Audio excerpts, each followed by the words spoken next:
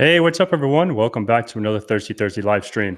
So, if you guys have been watching some of my videos throughout the week, obviously my office has been updated and hopefully my sound and one day my video will be crisp, but not today. But anyhow, today we're going to be talking about relevant skills in the cybersecurity space, ethical hacking, and all stuff cyber. And we have an awesome guest. I believe this is his first time on the show. So I want to bring him in. He's Dan from Black Hills, and we'll go from there. Let's see, where are you? Here you go. I'm here. Here you go, looking crisp. Let me let me always fix this, and I always I don't want to like text shame you here or anything. You know, it's fine. It's totally good. Right? Yeah, it's funny. Day. You know, I do my own live stream as well, and I was kind of complaining about the same things that you're sitting here talking about. Oh, this doesn't look right, and that's not right. And I said, but you good folks out there, you're just more worried about what's coming out of the hole in my face than what I look like on TV. I mean, I got a face for radio, so exactly. No, you do. And awesome, this stinger is here. And we were just speaking about the camera and all that stuff. And I was like, oh, I wonder what Dan has. That's why I hit you up the other day. But anyhow, so for those people that don't know who you are or anything, just give a little intro and what you've been up to in the Black Hills and life with you. Sure. Daniel Lowrie. And I have been a cybersecurity trainer for the last about 10 years. Before that, I worked as a system network administrator, wore many hats, as it were. But right now, I'm with Black Hills Anti-Siphon Training. I'm under their training arm. I do content creation for them. I'm probably on a live stream just about every single day of my life now that I work there.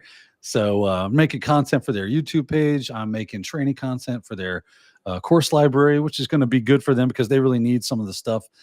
They have some really high level stuff in there in their training course library. So some people might feel a little bit out of their depths going in there if they're new to the industry. So I'm going to come in there. I'm going to try to fill those gaps up for them, give them some good introductory stuff like A+, Net+, Sec+, that kind of thing. So they can fill their library with that so that everybody has a place to come to and land at the Anti-Siphon Training Library. But that's what I'm up to lately. Awesome. Yeah, that's super cool. So that's interesting because I didn't think they would go to like the A+, Network+, and I guess like broaden that library and that catalog would definitely be ideal. So that's pretty cool. So they're not just aiming for cybersecurity. They're looking to branch out in different industries. Yeah, well, I think one of the things that they realized, and one of the reasons they really wanted to bring me on is there was a gap in understanding and knowledge and skills and everything from people that were taking some of their pay what you can or pay forward what you can training. As people are like, oh, I don't understand what's going on here. I don't know what Wireshark is. I don't understand networking very well. I'm not comfortable at a command line. And they're like, maybe we should make that a little more accessible for people before they get into some of the things. And honestly, it brings up a really good conversation about, when it comes to work, right? Entry level. We love the term entry level, and people love to get very upset when it comes to seeing entry level job postings on the Monsters and the Dices and the Indeeds of the world and saying, hey, it's looking for like 2 to 3 years experience, maybe more, but it's entry level. How the hell does that work? And go, well, here's what they mean is in cybersecurity, entry level means that you've been doing IT for a couple of years. Absolutely. All that is fundamental and foundational to being able to perform as in a cyber role. So I totally agree. That's poor wording on their part to call it entry level and then ask for it. It's very confusing to a lot of people. But that's kind of the thing of it. Yeah, and it's funny that you say that because I just posted something like, if I was to start over in cyber in 2025, how would I go about it? Like understand the fundamentals and network the whole shebang. And it's so true. It's just like when I was in the networking world, like we have similar background. I system admin, network admin, Cisco, blah blah blah. And it's like people even when you're help desk and you look at the network engineers, they're like, oh, routing, switching, firewalls, etc. And it's like, I want to do that. Oh, go for your CCNA. But then you have like other folks that did CCNP, CCIE level stuff. And then it's like, I want to go there. I'm like, yo, like you said, learn how to use Wireshark, understand what TCP dump is, understanding what packets and synaptic knowledge, blah, blah, blah, like the whole fundamental understanding. Because if I give you a PCAP file, then you don't even understand how to open it and digest that, you're going to be SOL if you're trying to troubleshoot. Because Wireshark's not only for hackers. I used it a lot when I was a network engineer, when I had to troubleshoot packets and all that stuff. So yeah, definitely having that under your belt is yeah. And I came from a blue collar background, and a lot of the people that are trying to get into the IT and cyber industries are coming from blue collar backgrounds because they're looking to, better their lives. Not that there's anything wrong with my dad was a truck driver for his entire life, and I worked construction. I got no problems with any of that type of work. It is honest. It is honorable work, and we need good people doing it. I mean, I've seen some pretty shoddy construction work in my time, so definitely more adept people in that field would be great. But I like being able to talk to some old redneck that's like, what, I want to get into this computer thing. Now you said something about a PCAP. You gonna pee in my hat? What's going on there? I don't know what that is. So it's like, okay, cool. I get why you wouldn't understand that. Let's get you to where you do understand that, and that way you can't. Because I have literally worked with that guy.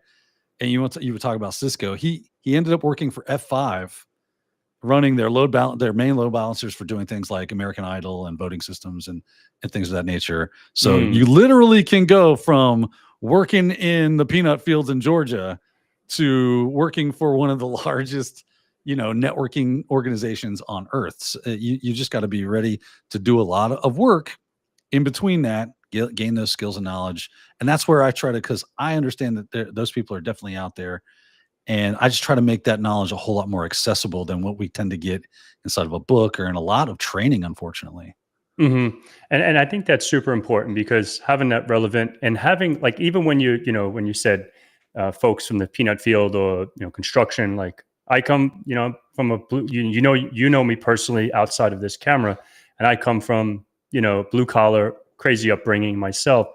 And it's like, when I had to try to understand, and I want to go back to like what you were saying in a sec, like trainers and having that connection, because not everyone's going to connect. Like I've watched, many awesome trainers, like, 4 CCIEs.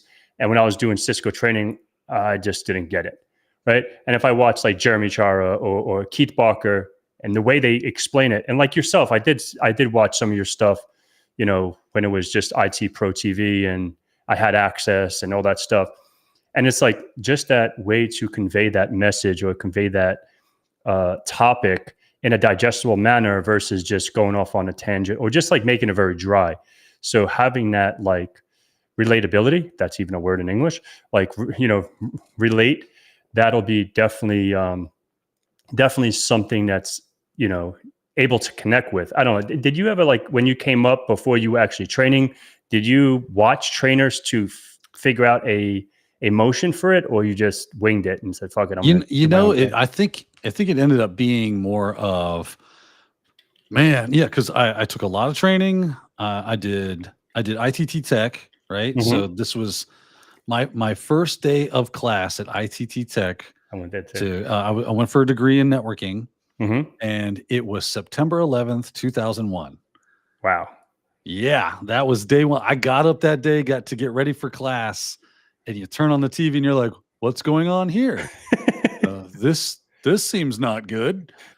So that was an interesting day that I'll never forget, of going to my first day of class. But I went through not necessarily a traditional like university. It was a private, for-profit kind of school, but I did get that kind of university, college type of training for a little while. And then I went to like in classroom training for certification. I set that for a while. And of course I've watched a bunch of stuff on, video type training. And that was really where it started. When you start working in that industry, you start going there to get that information. And then one day someone says, hey, you probably make a good trainer. Would you like to do that? And so I started doing that to make money. And so before I got into the field, and because I was cranking out certs at that time, I think I got 6 certs in about 5 months.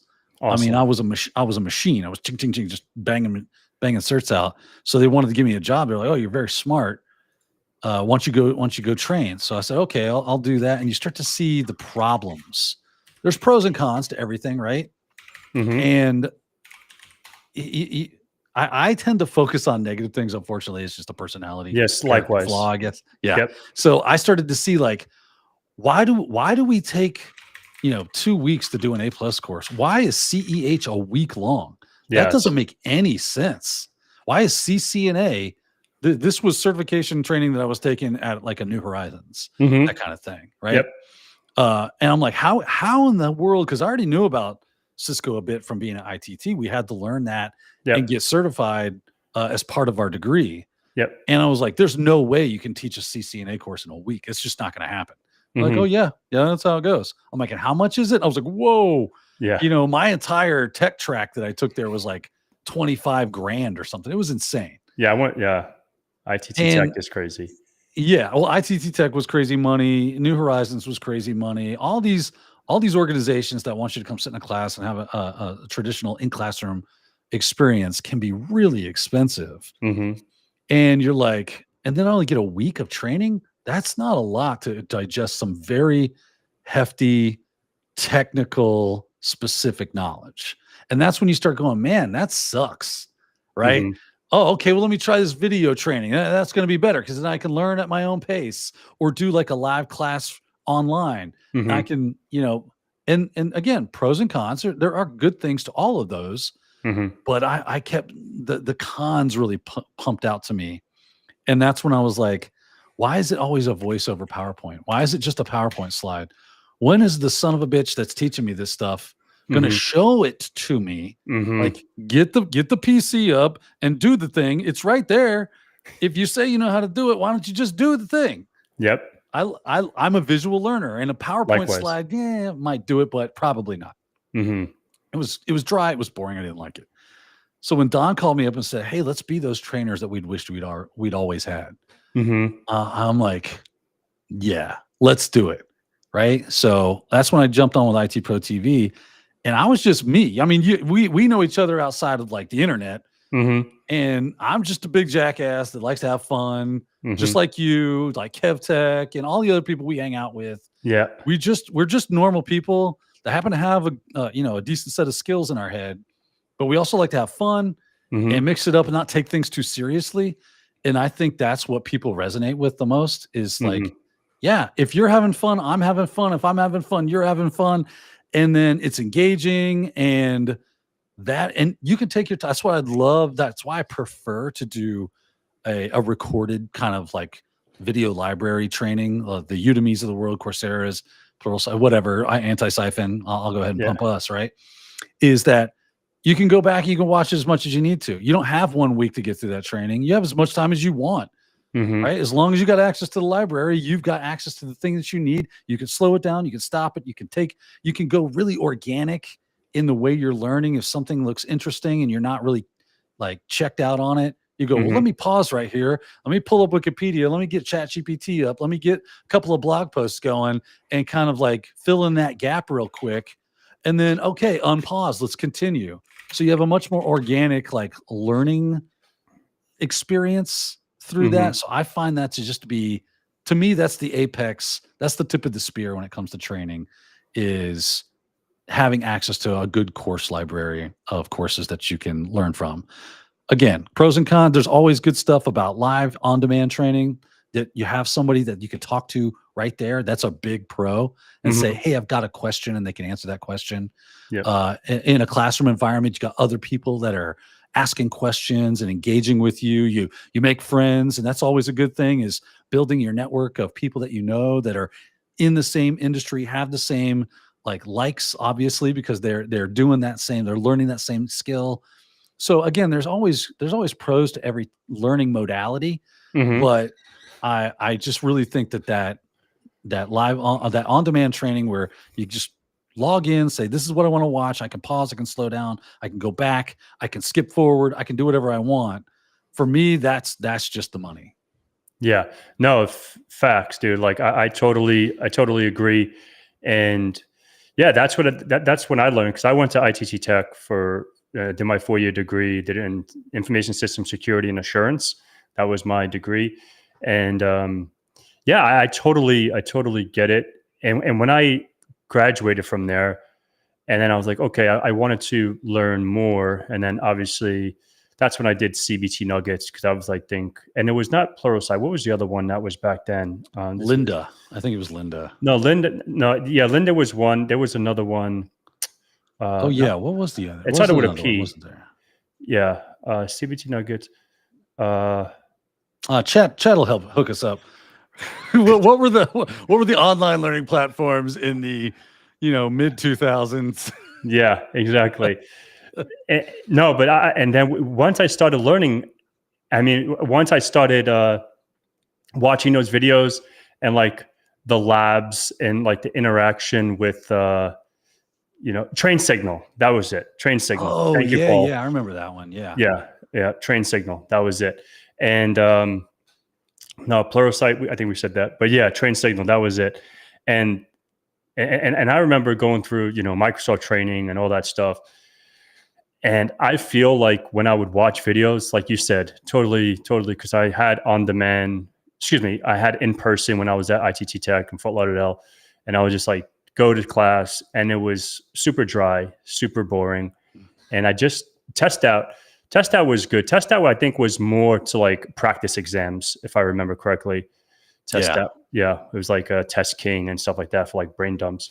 But yeah, like I prefer videos, and I can pause. Like HackTheBox, I love HackTheBox to death, but like doing their training when I did the CPTS, holy shit, it's just all reading. Literally, like I got all mine from the Pirate Bay. Yeah, me too. Yeah, don't tell CBT Nuggets, but yeah, I got it from the Pirate Bay too. And then yeah, that was interesting. Literally had the whole library. And then when they stopped, it was funny. And then they stopped being able to download, but I'm like, you can just use like OBS Studio and just screen record. But that's besides the point. Yeah. Someone's going to rob you, no matter what. But nothing you can do. Exactly. So just do you, boo boo. But yeah, so like with these videos and training. So I want to segue into like certifications. You said you banged out like 5, 6 in a couple months, or yeah. So now fast forward to 2025.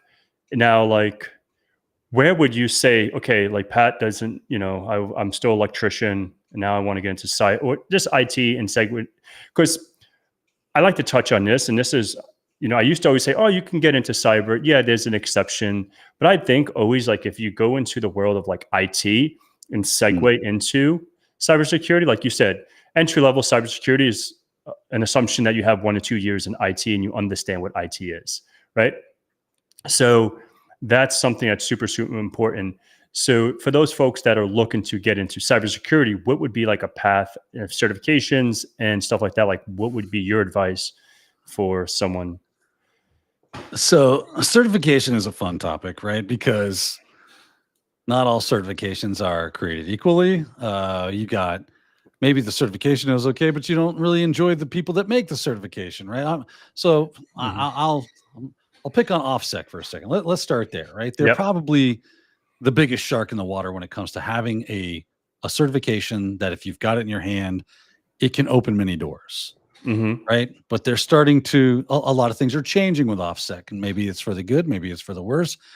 Who's to say until it's all said and done at the end of the day, right?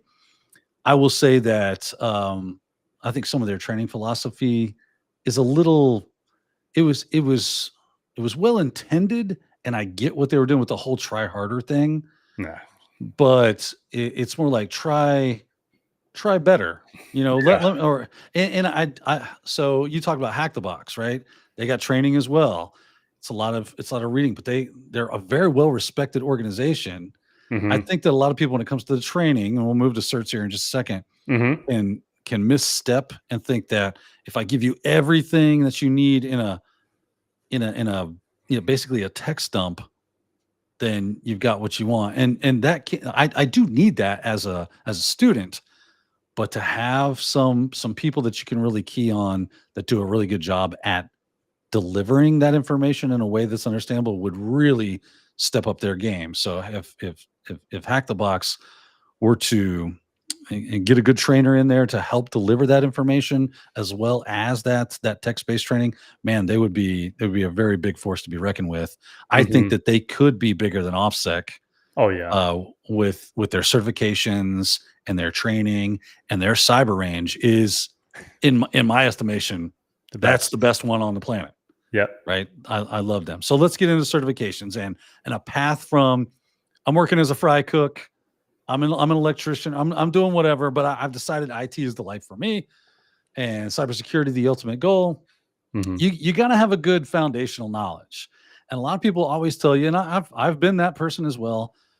A+, Net+, Security+, right? The trifecta of those CompTIA certs, and the reason why that typically comes out of most people's heads, like probably yourself, me, John Hammond.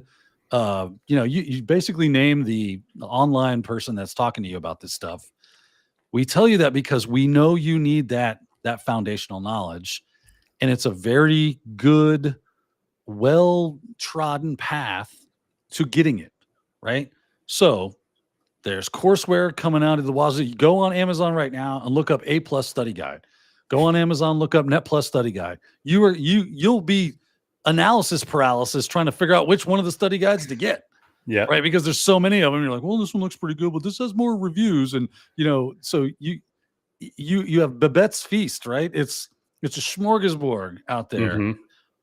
But the good news is that if you go through the A+ curriculum and you get the cert, you learned how to learn, right? You learned how to study. You learned what you needed to know, how to take the exam, what it's like to sit in the exam seat and either fail it, maybe you fail it. That's not a big deal. I'm a big proponent of, I think every certification should come with a free retake. Oh, absolutely. I don't know why they don't. I mean, I do. Right. Yeah. Well, I think we all know why they do. Right. Yeah. I'm not going to say it out loud, but I got this booger. I need to get rid of that. Anyway. All right. That's that. And what that would do is if you had a free retake, it would take away a lot of that pressure of failing. People that are coming from other work, and especially if they're career pivoters, if you're fresh out of high school or college or whatever, it's probably not that big of a deal. But maybe it is. Maybe you come and you don't have a lot of that money just floating around that you can just throw at certs. And I failed it. I've been there, done that, got the T-shirt. Right. I used to love when Microsoft had those free retakes or the 2-for-1 deals. Yeah. Hell yes, all day long. That's when I would sign up every time. Right. So. But if everybody just did that, right? And this is what I loved about Heath Adams from TCM is back in the day when he was starting TCM, and I've been, and you as well. We've known Heath a while. Yeah. And he said, I don't want to succeed on the failures of the people that are paying me money. Yeah. That's not what I want my business model to be. I think more people need to take a page out of that book. Yeah. Right. I want you to succeed. I want you to do well at this. And if test anxiety is keeping you from succeeding, let me help alleviate some of that. Here's a free retake, right? That builds you a good name in the industry of, hey, CompTIA, they're giving out, free retakes like it's water. Everybody gets 2-for-1. That's that. I mean, especially if it's your first round in the hopper, right? If it's the first time on the rodeo, to sit that A+ exam, it's very nerve-wracking. It's a lot of questions, man. You studied a long time. You never really know if you're ready. You've taken all the tests online that you could find. You've probably paid for a few of them, maybe you haven't paid for. You know what I mean? You're asking ChatGPT to ask you questions. You're in study groups, but still, you got to sit in that seat and get the real questions, the real time, and answer the right way. And then you got to learn all the little tricks and tips that it takes to get through a certification exam, because they like to test you on how well you take a test, maybe, and not so much on the knowledge, which pisses me off. I hate that too. Stop doing that. Yeah. Just ask me the flippant question about the technology. I either know it or I don't. Exactly. Don't get fancy. Yeah. I'm starting to rant now. I feel like spitting, man. I'm like, yeah. Gonna get angry. Anyway, that takes us back to. That's why we tell you to go A+, Net+, Security+. Gives you good foundations about operating systems, hardware, and a little bit of networking. And if you move into Network Plus, you're going to get a good solid foundation on networking as well, either Wi-Fi or Ethernet, all that stuff. And it is useful information that you are going to need when it comes to getting that cyber job. Obviously, a Security Plus is your first real foray into that. It's a nice foundational cert. It's all about concepts, best practices, getting those terms and terminology into your head, assimilating that so it becomes a part of your speech, so that you have the ability to have a conversation with someone that does that. That's what those things do. And that's another good reason why we always tell people, like, a good first job is on workstation support, is at a help desk, right? We don't tell you that because we think, oh, well, some people do, but I don't tell you that. And I'm sure you don't either. I don't tell you to go get a help desk job or a workstation support job because I think that you should chew the same grass that I chewed before you're worthy of being a cyber. It's not what it's about. Yeah. No, and that's true. I think I've said this before. If I haven't, but I don't remember. But like I never worked a help desk job. I did, like, my first IT job.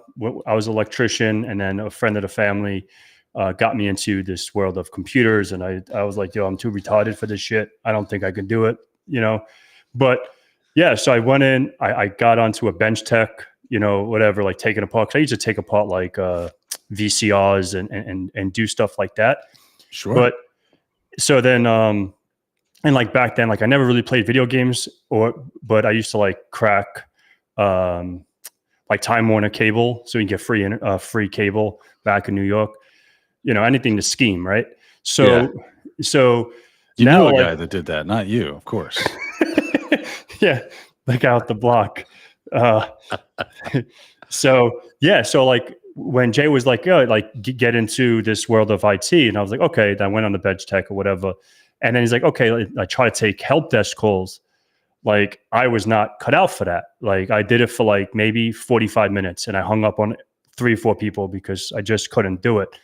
And it wasn't, so like what I say is, like, I don't know, for me, help desk, like answering phones, and I don't mind tickets. Like I can do tickets and ITSMs and all that stuff, but actually like taking phone call to talk to people, it's not for everyone, right? Like, so what would be, it's a challenge. It's for sure. And what I've destroyed more than one set of headsets. Oh yeah. Like it's really interesting. And then I would say, okay, like now today, obviously AIs take, I think we'll get into AI. That's a topic that I think I put in a little side chat, but yeah, then you can get into like maybe like a bench tech, but that is not really like a Tiger Direct anymore, like fucking CompUSA or whatever, like, or Geek Squad. I don't even know if Geek Squad. Yeah, does Geek Squad still do their thing? I think they might be out there. Yeah, they used to have. You see a lot more like just personal businesses anymore doing that kind of stuff. Yeah, exactly. And so you can segue into maybe MSPs and stuff like that, but you're still going to work as a help desk. But maybe you can do more imaging or higher level help desk, meaning like system admin stuff. But when I was talking about help desk, like, oh, like what Kevin was saying, like about printers, and I can't print. And, fuck that, fuck your printer. So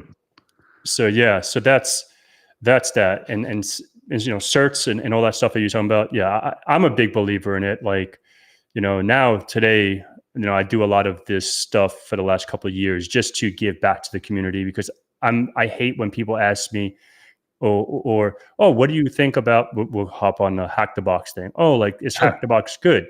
I'm like, I love their platform. I like their CTFs, and I enjoy that for the last couple of years. But like, I couldn't speak on the CPTS or CBBH, and now the CAPE exam, because I never took those exams, right?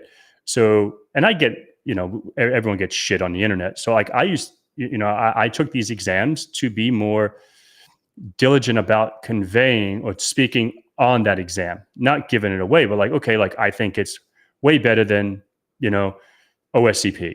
It's way harder than PMPT. PMPT is really easy compared to CPTS, and so on and so forth. So now I know what can be the stepping stone, right? Okay, go get your Security Plus, then do PJPT, PMPT, and then CPTS. Like if you go do Security Plus, like I think HackTheBox has that ranked a little. I think it's more like intermediate difficult Yeah. for me. But everything, even an easy box in their platform is fucking hard. But Yeah. I always feel like a complete poser when I go to Hack the Box. It's like, oh, I'll have some fun. I'll do an easy one today. It's like, on what planet is this easy? yeah, exactly. And now, like, with the season 7, I've been part of it with Glenn or the Stinger. I think there was another guy that was in here. Like, we have like, a couple people on the team, and every Saturday we get together. And so far, we work together and hack these boxes. And last week was Big Bang? That fucking thing was not. Was it medium or was it? I don't remember. That thing was super fucking brain fuck. But I was like, I don't know how. As in the programming language was in it, or just messed with you? Yeah, this thing that shit was crazy.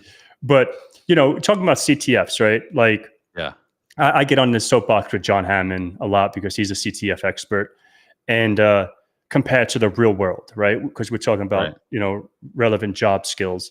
So, does Daniel think if you can complete a CTF on Hack the Box, Try Hack Me, Vuln Lab, Vuln Hub, whatever the hell, any kind of CTF versus doing a real engagement, where do you think they differ? And which one do you think would be easier in your opinion?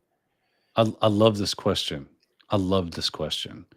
And the reason is because, so I'll give you the short answer, which is if you can complete a CTF on Hack the Box or Vuln Hub or where Proving Grounds or wherever Try Hack Me that you're playing around on, you probably not, like, you're definitely not going to be, everyone's leaving you alone, hands off the wheel, like tester. You wouldn't be able to do that, most likely. And for a couple of reasons. Most of these, if not all of these platforms, do not require you to do all the other pieces of that job that are required, and are the majority of what you do. Scoping and engagement, doing ROEs, right? Like master service agreements, briefings, setting up points of contact, signing contracts, legal, like that whole shit, right? Then after a test is done, doing debriefs, handing in reports, making sure the reports are professional, and answering questions. Like, there's a lot more that goes into that, and you can't just draw on the back of a Denny's placemat with a crayon and say, "There's your report." Found SQL injection, pwned. That's not how it works. Yeah, and this, right? Like, I'm preaching to the choir with you. It's a really tough skill to master, to be able to do that well. And if you can do that well, that probably goes just as far, maybe even farther, than you having the technical skills to be able to pull off the test. Now, the difference between a CTF, and depending on which platform you're speaking about, and an actual test, is going to be it's going to be fairly different, at least in my experience, right? So you think of things like Pico CTF, right? If you go to Pico CTF, they give you a lot of like interesting little weird, like cryptography reversing and binary reversing, and like you can get deep in the weeds with some cryptography and reverse engineering and binary exploitation and stuff, which is cool. It's a lot of fun and it's good knowledge. It's not something that you shouldn't have. It's great to have those skills in the bag, but on a like a standard pen test where you're doing like assume breach, that's probably not going to be relevant to most of what you're doing, right? So what's going to be relevant is Active Directory, Azure 365, AWS, and Windows clients, probably a little bit of Linux if they have some various different types of servers that run on those platforms. And then, you're kind of running through this lather, rinse, repeat thing on doing a test. You're looking for open service. You're doing what we teach you in methodology classes of scan the network, look for open ports and services, do enumeration, and then build out a list of what you think is priority versus low priority, and work your way through it until you find a way into the network. If you're already doing assume breach, that's of course an external. If you're coming from an internal assume breach type of test, then you've already kind of got that. So it's basically, let's fire up responder and wait for all the password hashes to come in, throw that at Hashcat, wait for, maybe I'm scanning and I'm looking for things like internal FTP and Yep. stuff like that might have some low hanging fruit, easy creds to bust. You're doing like Encrack or Medusa or something Yep. at that to try to get past it. So that's a completely different ball game. CTFs, especially the hack the boxes and try hack me and stuff, they're more like a puzzle, a game that needs to be solved, where you end up learning a lot of really good and useful skills along the way about refining. It's really good for helping you refine the things that you should be doing: scanning, enumeration, exploitation, and stuff like that. So it is good. It's really good for that, and will get you prepared and make you sharp for being able to do tests. But they're really apples and oranges in comparison. I would love to see, if anybody's listening, or if you know of it, and I just have not come across it yet, please in the chat let me know and tell me if you'd love to see this. If you know about it, tell me. I want a cyber range of maybe 10 boxes that is an AD network with a web front end somewhere and some weird obscure service over here, where you come in like an assume breach onto the network, or maybe you have to work your way from an external side of it. Maybe it's got like a DMZ built into it and you can kind of pivot your way through that network. That would be so cool. Yeah. So they have Vuln Labs. Vuln Labs has that, and HackTheBox Do has they? that too with their Pro Labs. Oh yeah, So if with you their like, pro labs they do. if you do like Dante and Rasta Labs and Offshore and Cybernetics and APT Labs, and so those are like that. You have a WordPress site, you get the user, and then you pivot using like proxy chains and getting into the network and port forwarding and stuff like that. Yeah. So TryHackMe doesn't have. Oh yeah, I think TryHackMe Do does. I think they're red team. The red team track or whatever. I think so. Or there was something that I think me and Tyler Ramsey was a part of, and man, it was similar. And I forgot the creator's name. 0 Point's kind of that way too, because it's more red team, right? Because it's the red team operator course. Yep. Yeah. Their thing is more Cobalt Strike, getting getting used to doing C2 and actual red team engagements. Yeah. So, but the majority of like the folks that are doing CTFs, it's just single standalone boxes. They're not pivoting. They're not getting from, once they get root, that they're finished. They're not moving to a different box. And that's like what's cool about like even the PMPT, right? You have to get in from the outside. You get in, and then you get your way in, and you compromise AD.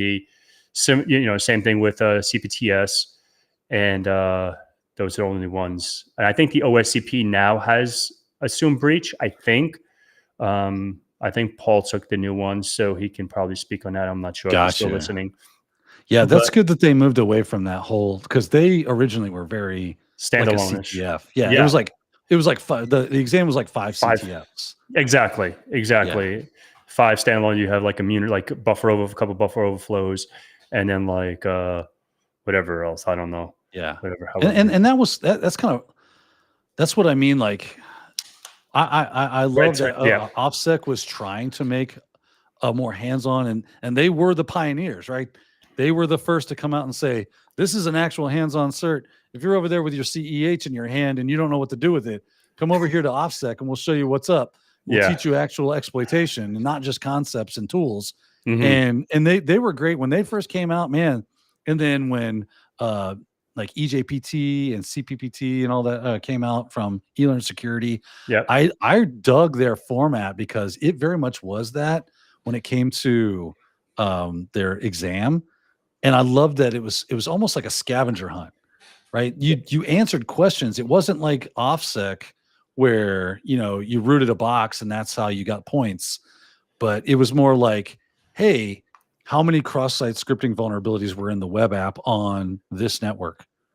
It's like, oh, that's a good question. Yeah. And maybe you got 3, maybe you got 2. Who knows? Did you know? I don't know. Yeah, and I think that's how, because I took a few exams from the SecOp group, got a few vouchers from them, and and it's the same way. You have a question, and then you go solve what the question is. It's sort of like I guess like a try hack me type thing. Yeah. But yeah, I think that's I guess there's pros and cons to that, right? Because the Sure. good thing is like it leads you to somewhere, so you're not fucking pulling your hair out in left field. You know, it's like, Right. okay, I know what I have to look for. I have an understanding of what's going to be presented or whatever. But on the flip side, it's like, you know, when you really want to test your knowledge and all that stuff, you know, Hack going the in blind, box. yeah, hack the box. But yeah, Yeah. If that's you it. want to The test red your team, knowledge, you go to hack the box. yeah. So Stinger said it right there. The red team capstone challenge. That's what it was. And like it's you know, you pivot around and do all that fancy stuff. Yeah. But Thicolo mentions Legolo NG for pivoting. yeah, Lagolo Yes. is awesome. It's a Lagolo, nice. yeah. That's what I use on my CPTS. Yeah. And yeah. Do you plan on taking any of those exams for Hack the Box? You know, probably not, and not because I don't want to or whatever. Maybe I'll just go sit them or whatever, and without expectation of passing. Just more kind of like to your point for the experience of it, to be able to speak about what it's like to sit those types of exams. Right Hmm. now, it's just not really relevant to me as Absolutely. far Yeah. as like I don't need to. Hmm. So I've got, bruh. I never since coming over to Antisiphon and BHIS, they have got me busier than a one-legged man in a butt kicking contest. Uh, I I'm always working. I get done with work from my 9 to 5, and then I go hang out with the family for a little bit, and then I come back in, and that's when I'm like filming training. Yeah. So I am working crazy hours right now. So not in the near future, Yeah. Fair but enough. maybe once I get some, I'm still fairly new over there. So there's a lot of stuff that I'm still kind of onboarding on or training Hmm. on or trying to figure out what I'm supposed to do and how I'm supposed to do it and do that as most efficiently. So I can only assume that as a few months go by, I'll really settle in and then I'll find that extra time to be able to do that kind of stuff. Cause I like that stuff and I want to be able to do that for that very purpose of being able to say, if you're thinking about sitting the blank exam, well, I did that for you, and here's kind of what it's like to Exactly. try to help out in that area. So I want to. I just got to find the time. Cool. Yeah, we have a few. I want to talk about a few more topics and take some questions. Obviously, I want to be respectful of your time. But so, like networking, not TCP/IP networking, but networking in the community. How Mm. important is that for relevant jobs and having that skills? Because that's a skill set in itself. So, what is your take on that? That is tip of the spear, tip of the Hmm. spear, right? So many times it's not necessarily what you know; it's who you know. Hmm. The ability to be able to reach out to somebody, and what's so weird about it is when you analyze it like this and we kind of break it down and we're trying to figure out how do we help each other and help ourselves get work, it can seem um like you scratch my back, I'll scratch yours kind of thing. Hmm. That is a very, that's a pejorative thing. That's a negative idea of what networking is, and it can feel that way unless you understand exactly what's going on. And doing it correctly is going to help a lot with that, because I do believe that networking with people, building a strong network, a community of people that you actually engage with, that you actually kind of know in some way, shape, or form, and that you didn't just reach out to on LinkedIn or wherever because they might be able to get you a job because you guys met at a bar at a con one time. Yeah. That is, hey, you scratch my back, I'll scratch yours. And it reeks of desperation. It doesn't come from a place of strength. It doesn't Hmm. come from a place of confidence. And people don't like that. It comes off very hey, try hard, right? It comes off as Hmm. try hard. And there's something about that into the human psyche that is that they recoil from. They don't like it. Yeah. Even if you don't mean to do it, or if it's not the case, if it seems that way, it's a negative for you. So doing good networking, and what I mean by it is like, go to LinkedIn, use it for the tool it is. Understand, I've been on a lot of like live stuff here lately, and we've touched on this topic a lot. And I've come up with this idea that LinkedIn is like a garden. You have to tend the garden, right? If you want fruits and vegetables come out of your garden to sustain you, you have to plant seeds, you got to water it, you got to put fertilizer down, you got to shade it from the heat, you got to keep the cold off of it. You got to do a lot of work. And people might go, that's a lot of work. I go, well, if you're not willing to work that hard for you, are you willing to work that hard for me? Exactly. No, that's right? facts right there, bro. That's Right? Because fucking. that's what's up. So work hard for yourself, and that shows possible employers that you work hard for them too, that you take Mhm, hard work seriously, and that you're going to give 110% if they are willing to hire you, right? And the other mhm. thing is that tending your garden in LinkedIn is going to be like reaching out to people, and not your first engagement being, "Hey, I would like to connect with you because you work at a company I would like to work at. Are there any openings?" Yeah. Wrong, right? Yeah. Fuck off. Or even sending your resume. Sending your resume a lot of times should not be the first time you contact an organization. That should not be Mhm, your first contact with them. mhm. Reach out to go to LinkedIn, look up the organization that you're interested that might have a job opening that you're interested in. Find some people that are on LinkedIn that work there. They've probably made a post or a comment somewhere. Mhm. Go find that comment, like it, tell them, "Hey, that was a great insight. Thank you so much for that post. I really got a lot out of it." Not this one line, "Nice post," right? Yeah. That is so mid, right? Isn't that what the kids say now? That's so mid. Yeah. No, no, facts. You didn't do shit, right? You did the bare minimum Yeah. of engagement. No, you want to actually engage with them. Show your personality a little bit. Show them who you are, and then they start. And then let me. And then you send them a connection request. Hey, or just wanted to connect with you. I love your work. I love your company. It looks awesome. I just wanted to connect directly with you, and maybe we could have more conversations. Right? It's all about trying to build those connections, those relationships, and not you never want them to get the hint of they're trying to get something out of me. Yeah. All that you want them to get the hint of is that I think that you're cool. I think what you do is cool. I think what your organization does is cool. And I'd love to be connected with you. That's what you want them to take away from how you interact with them. Because again, it's a garden, right?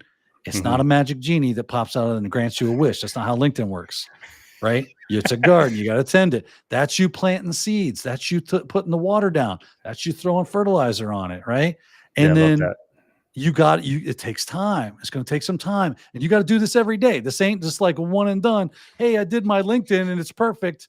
And I don't know why the jobs aren't rolling in. Yeah. It's right. You got to continue to find other people that you can connect with. And somebody asked me about this the other day. I was on Red Sieges and they said, "So I should become an influencer?" It's like, no, I don't need you to be an influencer, but I do need you to be engaged with the people that you want to work with. Yeah. Otherwise, you're just some unknown rando on the street throwing resumes at them and them going, "Yep, just like everybody else, file 13." Yeah. Exactly. No, that's so true. And like I have a decent, that's why I asked like John. I'm like, dude, you almost nearly have 2 million subs, and how the fuck Yeah. do you keep up? You know what I mean? Like literally, like last year, that was one of my New Year's resolutions. Like, 2 sorry, million I'm gonna say subs. no, no. John's on a different John's on a different level. But like I was just like, no, a New Year's resolution. I'm gonna say like, sorry that I'm saying this live, but I'm gonna say it anyway. Like, was to try to minimize my engagement. What do I mean by that? Because literally, like every comment on LinkedIn, every comment or message on Twitter or on Instagram, or LinkedIn, I was trying to hit fucking everyone. Bop, bop, bop, bop. Like it Yeah. was like a fucking part-time job. You know what I mean? And I was like, you know what? Like, but I'm an idiot because I was like, for the little like, hey, I like your content, awesome work. And I'm like, oh, thanks. I appreciate it. And then that fucking leads to like some Yeah. willy-nilly bullshit. Can I hack your girlfriend's Instagram? No, bitch. Dump her. Go get a new biddy. So it's just like some stupid things like that. So I think so sorry I'm saying that. I love you all, but it was really overwhelming, and it was like taking time away from family. Literally after work, I would just scroll and fucking answer every Yeah. single one. And in the beginning it was cool. Like it was like, oh, thanks, I appreciate it. Thank you so much. Love you too, man. But like I would get over 1,000 a week, literally over 1,000 a week, Oh, and I'm yeah. like, That's a lot. oh man, this is too much. Like it was probably like 100 and something a day. I would do after work. I would go and just like before hockey, I would just fucking pump these. Thank you, I appreciate your support. Blah blah blah. But yeah, so there's two more things I wanted to talk about. and then we can, I don't know. Do you have a hard stop at 8? No, I don't. Well, we could go a little longer than that. I'll give you about, how about 8:15? We'll call it 8:15. Yeah. Okay. So the next thing is about conferences. Obviously, that segues into the world of networking. But what is the difference between that real face-to-face interaction? Hey, what up, Dan? How you doing? Like when we met first at B-Side, was it Tampa or Orlando when we first met? Yeah, it was Tampa. Yeah, I believe it. So like that was so different than like, yo, what up? Like what on the internet, right? So what is that difference? And I want to add something to that. How do you think people should approach you, for an example? Because okay, like you understand what I'm trying to say? Like, because yeah. I hate when like I remember when people just tap on my shoulder and like, dude, you're gonna I want to knock you out. Like, don't pull up on me like that. You know what I mean? Like, I'm not one of those. So it's like weird, like, so, and having a little name, like, I don't know what you want, if you want to call it content creator. I hate the word influencer, but like video maker, whatever. So it's like, yo, I understand. I appreciate, I love you so much, man. I appreciate everything, but like, don't run up on me. You know what I mean? Yeah. So what is your advice for those like that come up to you and maybe at some conferences, like, oh, I love your stuff, but like, how do you think people should approach others, no matter what your level is? Or yeah. Read the room, right? So if someone's like in the middle of a conversation that is obviously engaged, right? You're obviously engaged. Like, don't just walk in. Hey, just wanted to interrupt real quickly.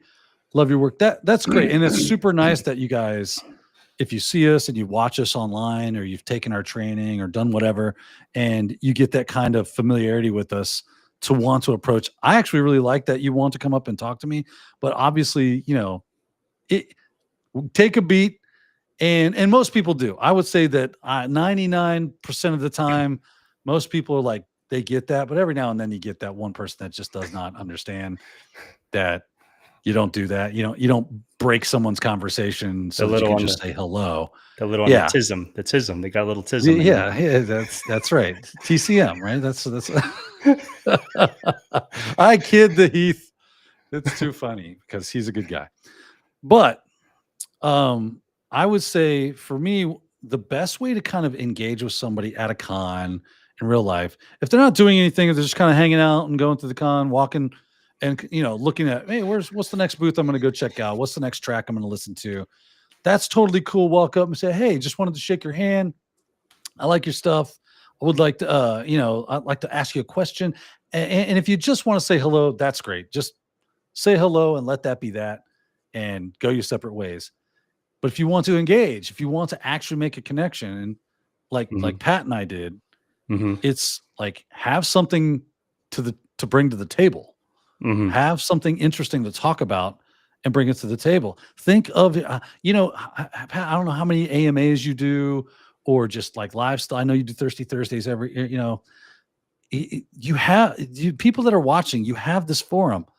You've got Pat here. He's willing to answer any question just about that you throw in the chat. You got me right here. If I can answer it, I will. You can hit us up on LinkedIn. And if it's good, it's engaging, we want to get back to you. We want to go, that's a great question. Let me help you with that. That's why we're doing what we do. That's why we get online. That's why we do live stuff, is because we do want to help you. So come and bring that to the table. In real life, that's even better, because then everybody that's there, I don't know, there's something about in real life, right? Like in real world space, that when you're hanging out and everything's cool, like me, you, Jason Haddix, and I forget the name of the other guy that just kind of jumped in and was hanging with us. Yeah, right? that's what I was talking about. And that's when the kid just pulled up and fucking like literally tapped him. I was like, yo, son, back up. Yeah. You know what I mean? Like, but he was cool. Yeah. He ended up being cool, right? Like, I forget. It's been a while now.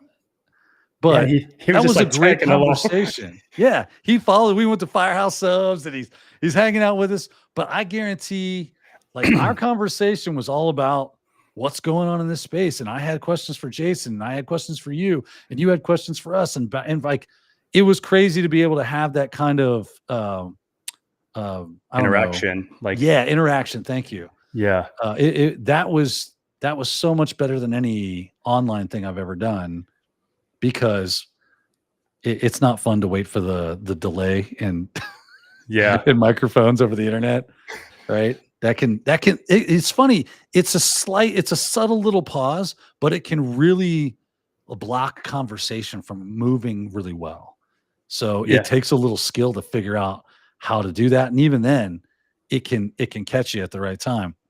So I really prefer meeting in space. Like I'm going to Denver next week for Wild West Hacking Fest. The first time they're going to be in Denver, they're calling it Mile High, right? Wild West Hacking Fest, Mile High. And we're going to be there. I'm going to be there from Monday to Saturday. Holy shit. Like right? Next Monday, like Monday that's coming up? As in the Monday we're getting ready to have. Yeah. It's all next week. It's going to be great. It's going to be highly technical training. The one that goes on in South Dakota that you and I have been to is much more for like everybody. And not that anybody couldn't go to this, but you just got to expect that the level of training and talks are going to be a little bit at the intermediary to advanced level. So if you're new, you might be kind of swimming out of your depths when it comes to the information. But the people that are going to be there are going to be awesome, right? Yeah. And I haven't met too many people at these cons that are just total douchebags. They do exist and they are there, but we always try to start cons off with, hey, don't be a dick. Yeah. Right? Yeah. Start there. Don't be a dick. A deviant alum. I always tell the story because I thought it was a great talk and I thought it was a great point. In cybersecurity, this is what he said. His words, not mine. I want to take this from him because this was his nugget of gold. This was deviant alum. Okay. Right? And he said, there's 3 types of people in cybersecurity. You got, man, they're amazing. I think that's how he said it. They're amazing. And he goes, there's maybe like 10% of the people. Then you got like what? 80% of the other people are like, yeah, they're pretty good. They're all right. And then you got the other 10% of the bottom is fuck that guy. Right? He's like, you can be, yeah, they're all right. You cannot be fuck that guy. Because you will not get work. I don't care how smart you are. I don't care how good you are at this stuff. It is not happening. Yeah. So going to these cons, you need to remember that. Yeah. You know, be cool, be approachable, have something to bring to the table, and be engaged in the conversation, and not just someone that's trying to get everything you can out of it, but being someone who participates in it, who contributes to it. That's the kind of person that stands out and people see and they go, who is that dude that was hanging out with us? I want to get his number because I know somebody that they would do great. Are they, do we know who they work with? Who are they working with? Right?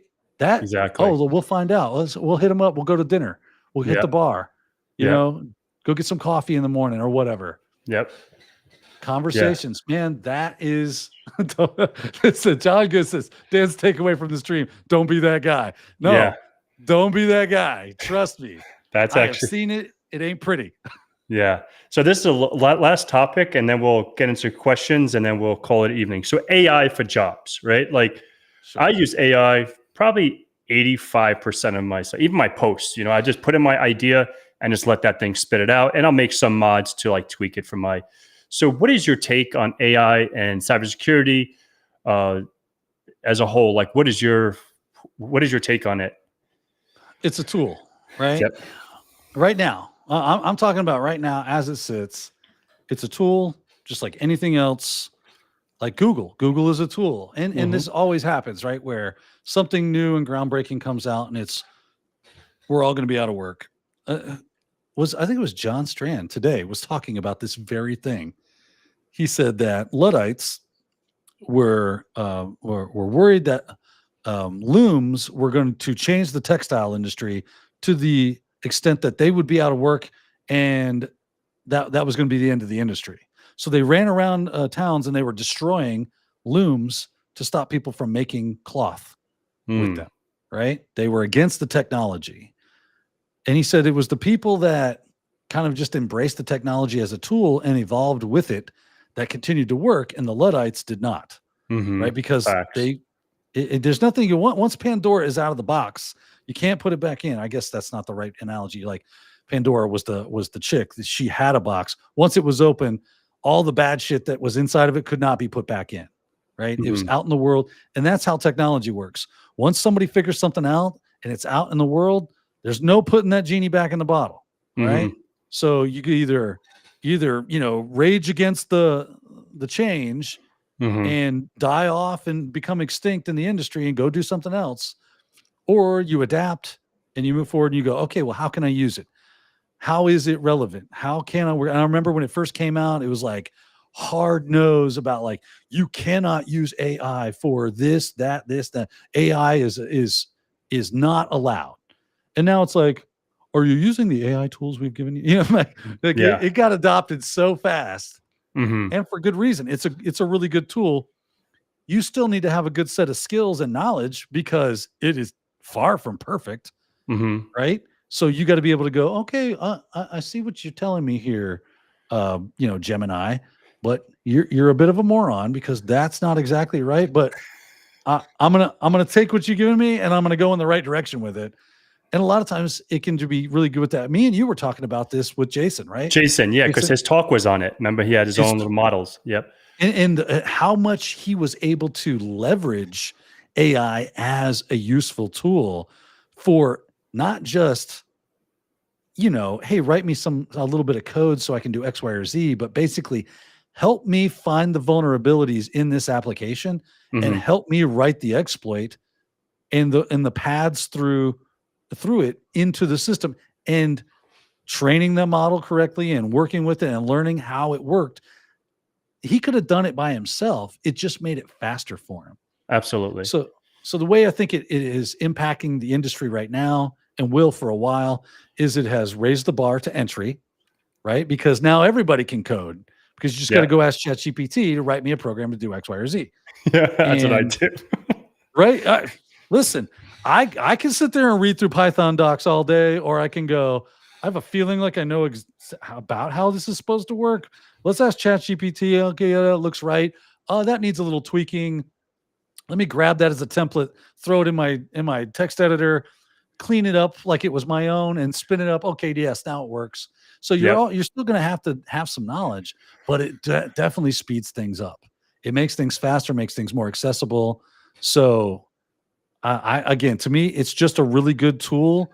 Maybe eventually, as it continues to grow and get better at what it does, yeah, of course, we're all going to be living in a Wall-E world where we have no bone density. And, a robot is feeding us sugary snacks and drinks.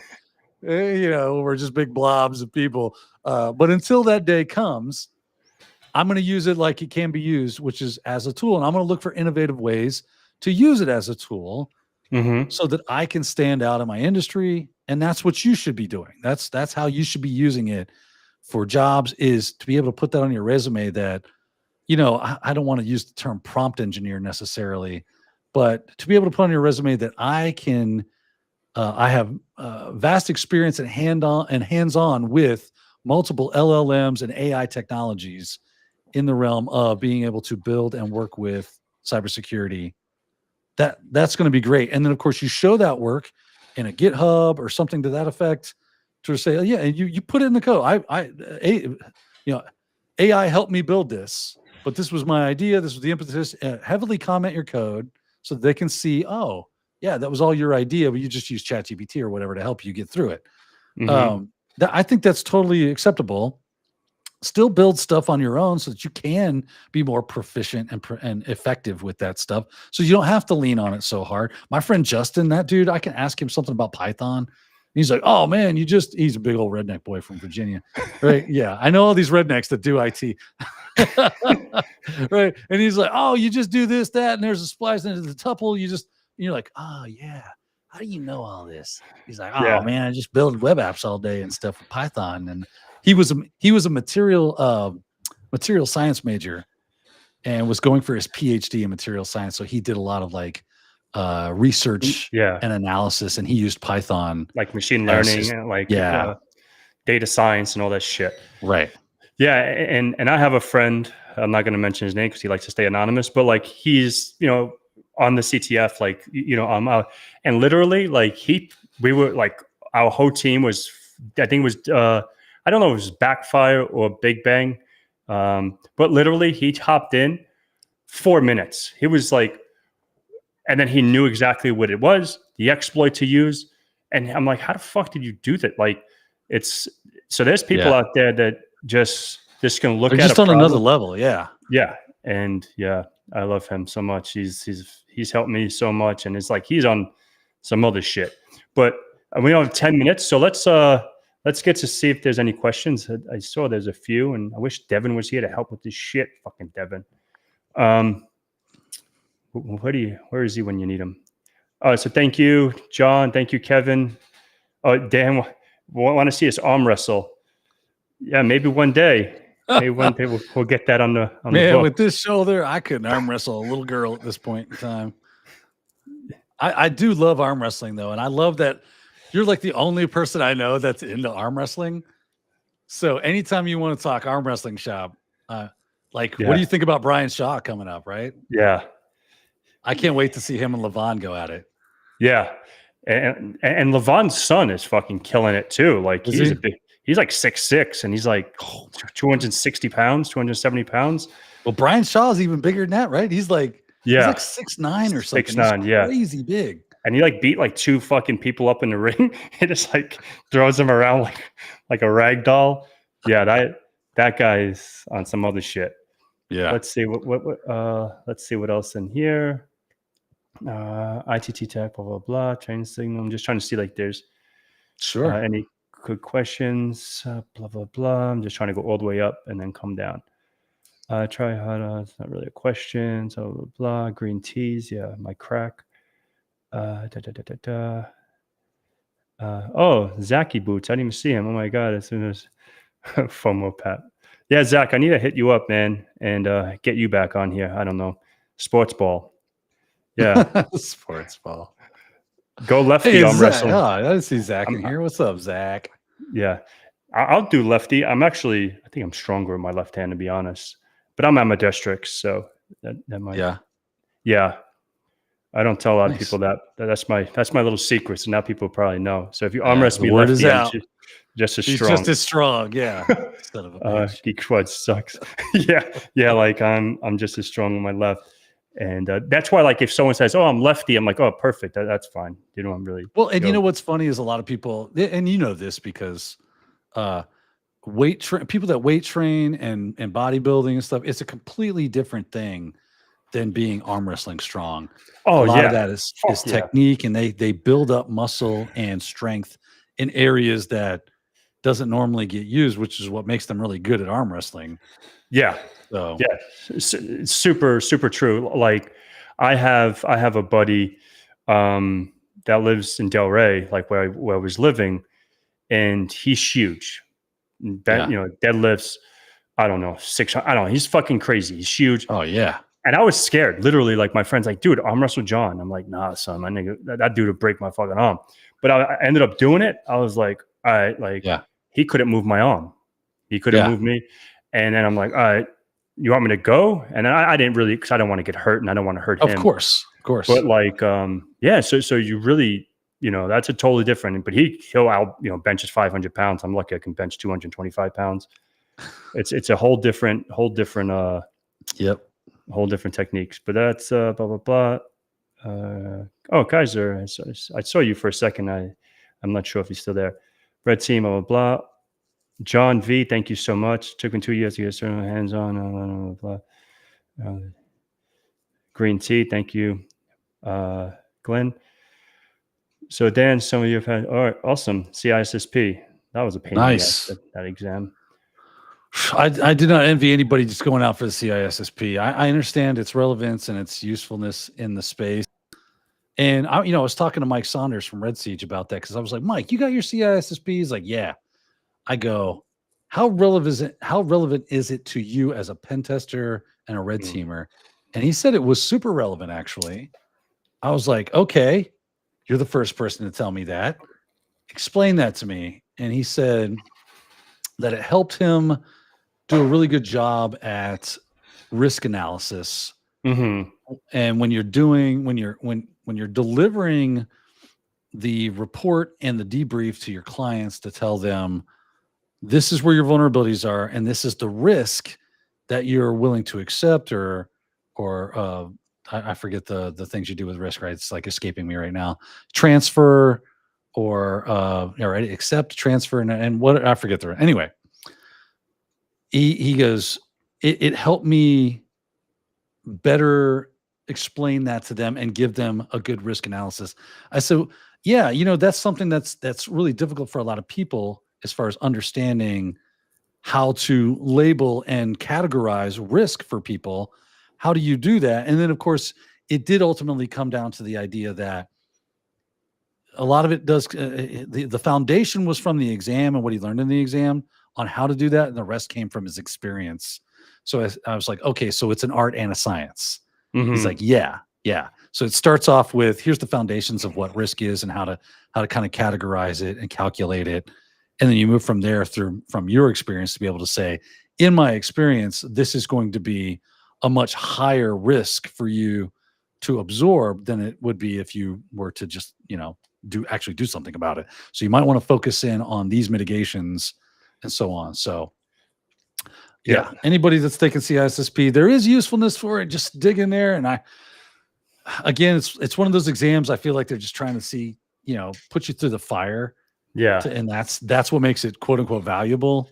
But there's a lot of information in it and that you can use. It's kind of like the security plus Big Brother, right? Yeah. It's security plus on steroids, I guess. That's what I would say too.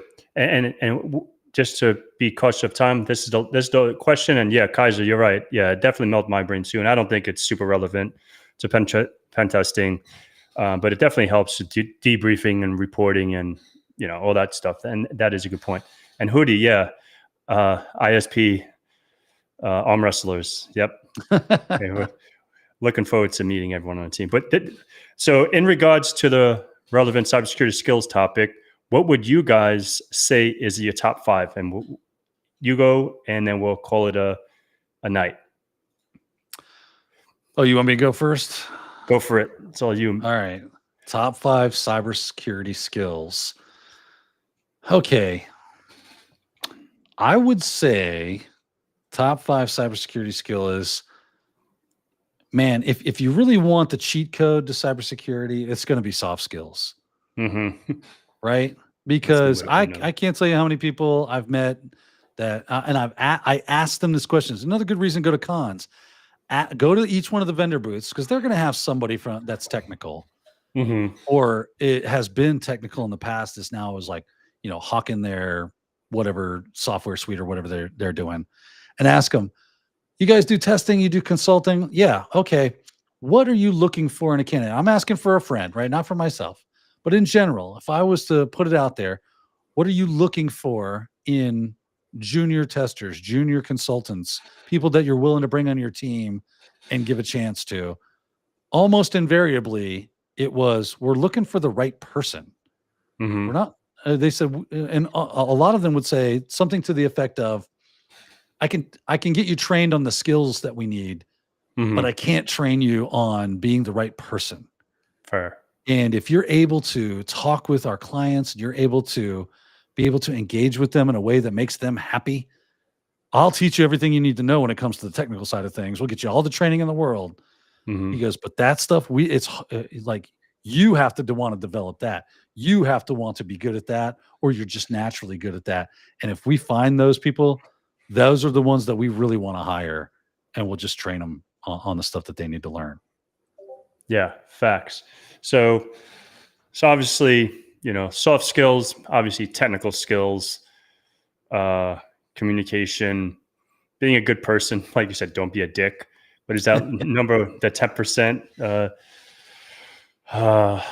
But yeah, and I don't even know. I can't even think right now. My brain's starting to shut off. But it's been a long day. So, get some green tea refuel. All right. Yeah, I'm fucking done. It's all that's it. He's running on fumes, kids. Exactly. But yeah, so that's pretty much it. And awesome guy. Yeah. Speaking of Jason, I need to reach out to him. I would love to have him on, shoot the stuff with him. He'll be a good one because I haven't had him on yet. But awesome, Dan. Thank you so much for coming on. And I think, brother. Yeah, I think Glenn put your YouTube channel in here as well. So definitely go subscribe to Dan's channel, show him some love, and check out his podcast. There's on Fridays at 10 a.m. EST, right? That's right. We'll be live tomorrow morning at 10 a.m. Eastern time. So if you're Cool. feeling so inclined, come and hang out with us. We do something similar to this where I just rant and do weird stuff. And it's a lot of fun. It's a lot of Yeah, fun. We talk cyber things. That's what we do. that's all it's about. Just enjoy, have fun, shoot the shit. All right, much love, and appreciate you and everyone that tuned in tonight. And see you guys on the flip side.